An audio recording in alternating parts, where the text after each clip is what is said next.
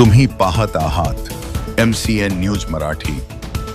वर्धा जिल्ह्याच्या घुग्गुस शहरातील इंदिरानगर वेकुली वसाहतीत राहणाऱ्या 5 युवकांचा वर्धा नदीत बुडून दुर्दैवी मृत्यू झाल्याची दुर्दैवद्रावक घटना समोर आल्याने संपूर्ण घुग्गुस परिसरात शोककळा पसरली आहे।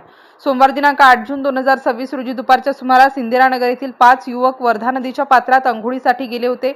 यावेळी पाण्याच्या खोलीचा अंदाज न आल्याने ते नदीच्या खोल भागात गेल्याने बुडाले। घटनेची माहिती मिळताच पोलीस प्रशासन, महसूल विभाग, आपत्ती व्यवस्थापन पथक तसेच स्थानिक नागरिकांनी तातडीने शोध मोहीम सुरू केली। दरम्यान 9 जून विशेष रेस्क्यू पथकाच्या मदतीने नदीपात्रात व्यापक शोधकार्य राबविण्यात आले। शोध मोहिमेदरम्यान सर्व 5 युवकांचे मृतदेह आढळून आले।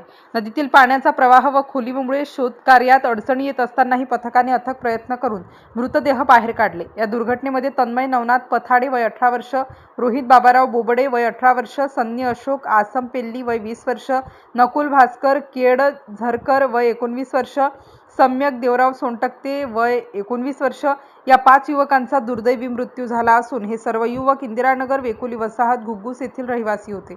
या दुर्दैवी घटनेमुळे परिसरात हळहळ व्यक्त करण्यात येत असून नागरिकांनी नदी, तलाव तसेच इतर जलाशयांजवळील धोकादायक ठिकाणी जाणे टाळावे असे आवाहन प्रशासनाकडून करण्यात आले आहे। MCN न्यूज मराठी करिता सचिन महाजन, वर्धा।